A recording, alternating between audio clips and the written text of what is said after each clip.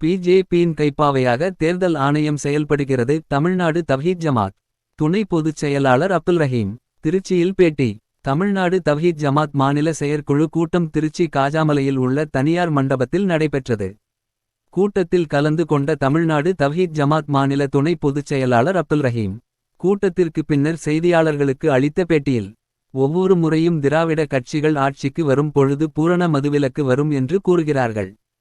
ஆனால் பூரண மதுவிலக்கு வருவதில்லை. திமுக அரசு கஞ்சா போன்ற பொருட்களை தடை செய்வதற்கான நடவடிக்கை எடுக்க வேண்டும். தமிழகத்தில் பூரண மதுவிலக்கு அமல்படுத்த வேண்டும். கர்நாடக மாநிலம் தர்மஸ்தலாவில் 100க்கும் மேற்பட்ட இளம் சிறார்கள் பெண்கள் சடலம் தோண்டி எடுக்கப்பட்டு வருகிறது. தர்மஸ்தலா நிர்வாகிகள் பிஜேபியோடு இணக்கமாக இருக்கும் காரணத்தால் நடவடிக்கை எடுக்காமல் இருக்கிறது. இந்தியாவில் இந்து மதத்திற்கு நாங்கள் தான் பாதுகாப்பு என்று கூறுகின்றன. இது குறித்து தமிழக பாரதிய ஜனதா கட்சி வாய் திறக்காமல் இருப்பது ஏன்? இவர்கள் இந்து மதத்திற்கு மட்டுமல்ல, மனித குலத்திற்கு விரோதமானவர்கள், எதிரிகள். பீகாரில் வரைவு வாக்காளர்கள் திட்டத்தின்படி 65 லட்சத்திற்கு மேற்பட்ட வாக்காளர்கள் நீக்கப்பட்டுள்ளனர். குறிப்பாக பாரதிய ஜனதா கட்சிக்கு எதிரானவர்கள் குறிவைத்து நீக்கப்பட்டுள்ளனர் என்ற செய்தி வந்துள்ளது. தமிழகத்தில் வட மாநிலத்தவர்கள் 6.5 லட்சம் வாக்காளர்களை சேர்ப்பதற்கான சதி நடைபெற்று கொண்டிருக்கிறது. குறுக்கு வழியில் ஆட்சி பிடிப்பதற்கு பிஜேபியினர் வேலை செய்து வருகின்றனர். இந்திய மக்களும் தமிழக மக்களும் சேர்ந்து இரும்புக்கரம் கொண்டு எதிர்த்து நிற்போம். இஸ்லாமியர்களுக்கு 3.5% இட ஒதுக்கீட்டை 5%மாக உயர்த்தி தர வேண்டும் என பல முறை கோரிக்கை வைத்தும் இதுவரை வழங்கவில்லை. திமுக அரசு இட ஒதுக்கீட்டை உயர்த்தி வழங்க வேண்டும். தமிழகத்தில் ஜெயிக்க முடியாத என்பதால் பிஜேபி பீகாரில் இருந்து தமிழகத்தில் ஆட்களை இறக்கி இருக்கிறது. இதற்கு கைப்பாவையாக தேர்தல் ஆணையம் ஆகிவிட்டது. இதனை தமிழக அரசு உரிய முறையில் எதிர்கொள்ளும் என்று நம்புகிறோம் என தெரிவித்தார். தமிழ்நாடு தவ்ஹீத் ஜமாத்துடைய மாநில துணை பொதுச் செயலாளர். திருச்சி மாவட்ட செயல்வீரர் கூட்டத்தில் இங்கே நூற்றுக்கணக்கான மக்கள் பங்கேற்றிருக்கின்றார்கள். இளைஞர்களை நல்வழிப்படுத்தக்கூடிய ஒரு செயல் திட்டத்தை ஜமாத் அறிவித்திருக்கின்றது. ஜூன், ஜூலை, ஆகஸ்ட், செப்டம்பர் 4 மாத கால இந்த செயல் திட்டத்தில் குறிப்பாக தமிழகத்தில் போதைக்கு அடிமையாகி இருக்கக்கூடிய இளைஞர்களை மீட்டெடுப்பதற்கான பிரச்சாரத்தை தமிழகம் முழுவதும் வீரியமாக நாங்கள் செய்து வருகின்றோம். தமிழகத்தில் மது என்கின்ற ஒன்று ஆறாக பெருக்கெடுத்து ஓடுகின்றது. ஒவ்வொரு முறையும் ஆட்சிக்கு வரக்கூடிய திராவிட கட்சிகள் பூரண மதுவிலக்கை நாங்கள் கொண்டு வருவோம் என்ற வாக்குறுதியோடு தான் தேர்தலை சந்திக்கின்றார்கள். ஆனால் பூரண மதுவிலக்கு நடைமுறைக்கு வந்த மாதிரி தெரியல. அது மட்டும் இல்லாமல் இப்போ கஞ்சா போன்ற போதைப் பொருட்கள் பள்ளி மாணவர்கள் கூட அதில் சிக்கி சீரழியக்கூடிய காட்சியை நாம் பார்க்கின்றோம். போதைக்கு அடிமையாகக்கூடிய இளைஞர்கள் அடுத்த கட்டமாக ஆபாச வலையில் சிக்கி அவருடைய வாழ்க்கையும் இன்ன பிற பெண்களுடைய வாழ்க்கையும் தமிழகத்தில் தொடர்ச்சியாக சீரழிந்து வருகின்றது. எனவே ஆளுகின்ற திமுக அரசு உடனடியாக கஞ்சா போன்ற போதைப் பொருட்களை கட்டுப்படுத்துவதற்குண்டான, தடை செய்வதற்குண்டான அனைத்து வேலைகளையுமே பள்ளிக்கூடங்களிலே, கல்லூரிகளிலே தமிழகம் முழுவதும் உரிய ஏற்பாடுகளை செய்து, இதை யார் விற்பனை செய்கின்றார்கள், இதற்கு யார் மூல காரணமாக இருக்கின்றார்கள் என்பதையெல்லாம் கண்டறிந்து உரிய நடவடிக்கையை மேற்கொள்ள வேண்டும். பூரண மதுவிலக்கை அமுல்படுத்த வேண்டும் என்பதை இந்த செயற்குழுவின் வாயிலாக நாங்கள் தீர்மானமாக நிறைவேற்றியிருக்கின்றோம். அதேபோல தர்மஸ்தலாவிலே நூற்றுக்கணக்கான உடல்கள் வெளியே எடுக்கப்பட்டு வருகின்றது.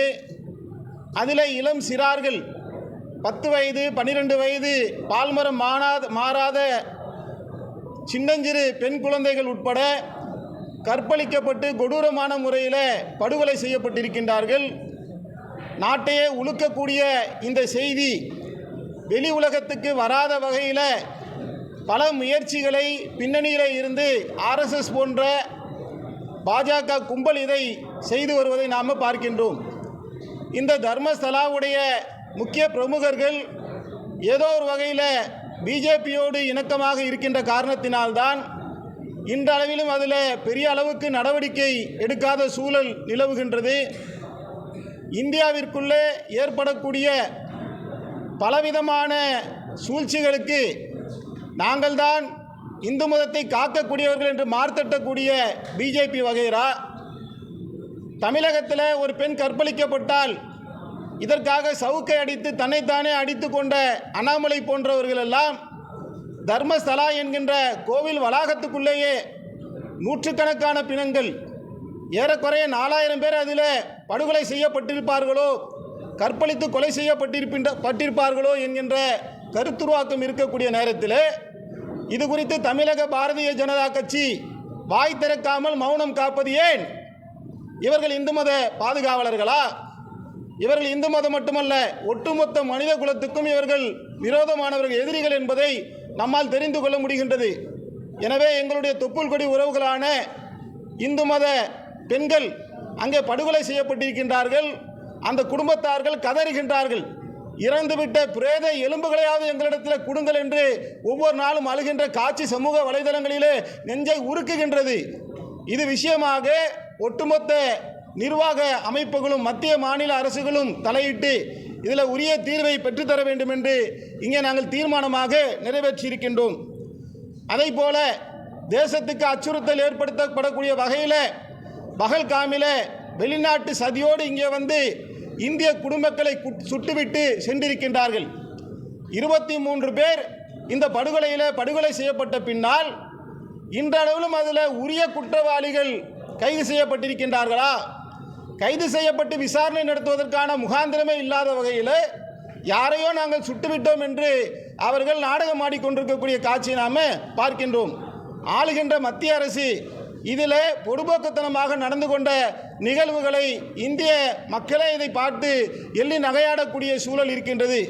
எனவே நாட்டை பாதுகாக்கின்ற விஷயத்தில் சிந்தூர் போன்ற ஆபரேஷன் நிகழ்வுக்கு ஒட்டுமொத்த குடிமக்களும் இதில் உரிய வரவேற்பை நாம் அளித்தாலும் கூட குற்றவாளிகள் தப்பிவிட்ட விஷயத்தில் பெரும் கவலை இது ஏற்படுத்தக்கூடியதாக இருக்கின்றது என்பதை இந்த செயற்குழுவின் வாயிலாக நாங்கள் தெரிவித்துக் கொள்கின்றோம். அதே போல பீகார் வரைவு வாக்காளர் திட்டத்தின்படி 65 லட்சத்துக்கும் மேற்பட்ட வாக்காளர்கள் நீக்கப்பட்டிருக்கின்றார்கள்.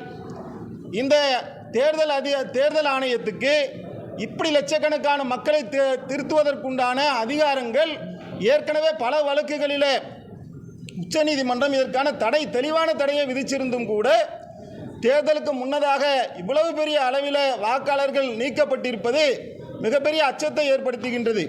இதில் குறிப்பாக பாரதிய ஜனதா கட்சிக்கு எதிரான மனநிலையில் உள்ள வாக்காளர்கள், சிறுபான்மையினர்கள், பிற்படுத்தப்பட்ட பட்டியலில் இருக்கக்கூடிய மக்கள் குறிவைத்து இதில் நீக்கப்பட்டிருக்கின்றார்கள் என்கின்ற செய்திகளும் வந்து கொண்டிருக்கின்றது.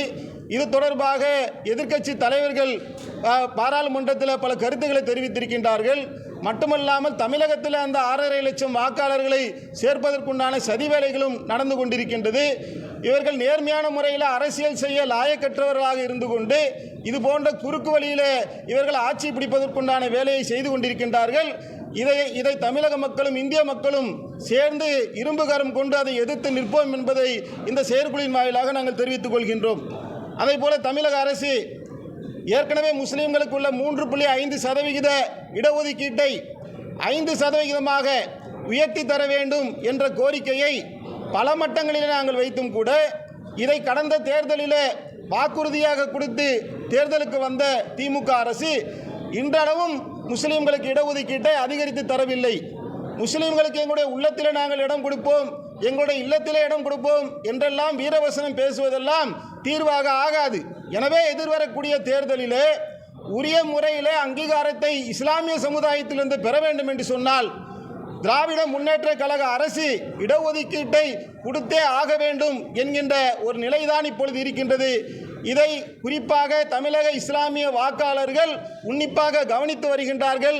எனவே இதை கருத்திலே கொண்டு வெற்றி தோல்வியை தமிழக அளவில் தீர்மானிப்பது 2% ஓட்டுக்கள் தான். தமிழகத்தில் முஸ்லீம்கள் 8% பேர் இருக்கின்றார்கள். அப்போ 2% ஓட்டுக்கள் மாறினாலே திராவிட முன்னேற்ற கழக அரசு அடுத்து ஆட்சிக்கு அமையுமா என்பது கேள்விக்குறியான ஒன்றாக மாறிவிடும். எனவே தமிழக அரசு இந்த விஷயத்தில் சிறுபான்மை நலனை நாங்கள் காக்கக்கூடியவர்கள் என்ற கோஷத்தை வைப்பது உண்மையாக இருக்குமேயானால் அதை இடஒதுக்கீட்டின் மூலமாக உரிய முறையில் அவர்கள் அதுக்குண்டான பணிகளை செய்ய வேண்டும். அதுதான் இஸ்லாமிய மக்களுக்கு செய்யக்கூடிய நன்றிக்கடனாக இருக்கும் என்பதை இந்த செயற்குழுவின் வாயிலாக நாங்கள் தெரிவித்துக் கொள்கின்றோம். வேறு எதுவும் கேள்வி இருந்தால் கேளுங்க.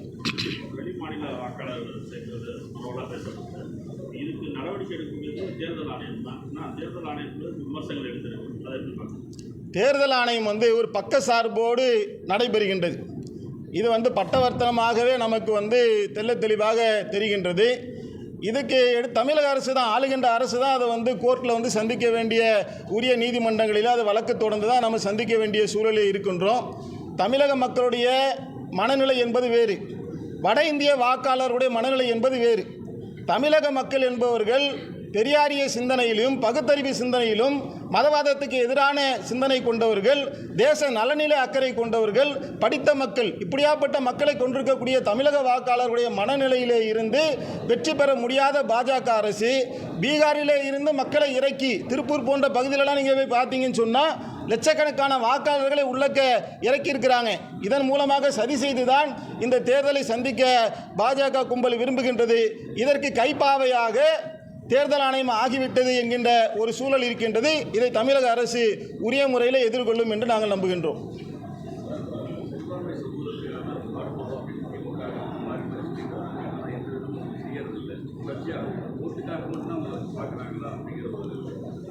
அதாவது எந்த இதுவுமே செய்யலைன்னு சொல்லி நாம் பொதுவாக சொல்ல முடியாது. அது ஏற்கனவே அம்மையார் ஜெயலலிதா இருக்கும்போது தான் இடஒதுக்கீட்டுக்காக ஆணையம் அமைத்தார். பிஜேபியின் கைப்பாவையாக தேர்தல் ஆணையம் செயல்படுகிறது. தமிழ்நாடு தவ்ஹீத் ஜமாத் துணை பொதுச் செயலாளர் அப்துல் ரஹீம் திருச்சியில் பேட்டி. தமிழ்நாடு தவ்ஹீத் ஜமாத் மாநில செயற்குழு கூட்டம் திருச்சி காஜாமலையில் உள்ள தனியார் மண்டபத்தில் நடைபெற்றது. கூட்டத்தில் கலந்து கொண்ட தமிழ்நாடு தவ்ஹீத் ஜமாத் மாநில துணை பொதுச் செயலாளர் அப்துல் ரஹீம் கூட்டத்திற்கு பின்னர் செய்தியாளர்களுக்கு அளித்த பேட்டியில், ஒவ்வொரு முறையும் திராவிட கட்சிகள் ஆட்சிக்கு வரும் பொழுது பூரண மதுவிலக்கு வரும் என்று கூறுகிறார்கள். ஆனால் பூரண மதுவிலக்கு வருவதில்லை. திமுக அரசு கஞ்சா போன்ற பொருட்களை தடை செய்வதற்கான நடவடிக்கை எடுக்க வேண்டும். தமிழகத்தில் பூரண மதுவிலக்கு அமல்படுத்த வேண்டும். கர்நாடக மாநிலம் தர்மஸ்தலாவில் 100க்கும் மேற்பட்ட இளம் சிறார்கள் பெண்கள் சடலம் தோண்டி எடுக்கப்பட்டு வருகிறது. தர்மஸ்தலா நிர்வாகிகள் பிஜேபியோடு இணக்கமாக இருக்கும் காரணத்தால் நடவடிக்கை எடுக்காமல் இருக்கிறது. இந்தியாவில் இந்து மதத்திற்கு நாங்கள் தான் பாதுகாப்பு என்று கூறுகின்றன. இது குறித்து தமிழக பாரதிய ஜனதா கட்சி வாய் திறக்காமல் இருப்பது ஏன்? இவர்கள் இந்து மதத்திற்கு மட்டுமல்ல, மனித குலத்திற்கு விரோதமானவர்கள், எதிரிகள். பீகாரில் வரைவு வாக்காளர்கள் திட்டத்தின்படி 65 லட்சத்திற்கு மேற்பட்ட வாக்காளர்கள் நீக்கப்பட்டுள்ளனர். குறிப்பாக பாரதிய ஜனதா கட்சிக்கு எதிரானவர்கள் குறிவைத்து நீக்கப்பட்டுள்ளனர் என்ற செய்தி வந்துள்ளது. தமிழகத்தில் வட மாநிலத்தவர்கள் 6.5 லட்சம் வாக்காளர்களை சேர்ப்பதற்கான சதி நடைபெற்று கொண்டிருக்கிறது. குறுக்கு வழியில் ஆட்சி பிடிப்பதற்கு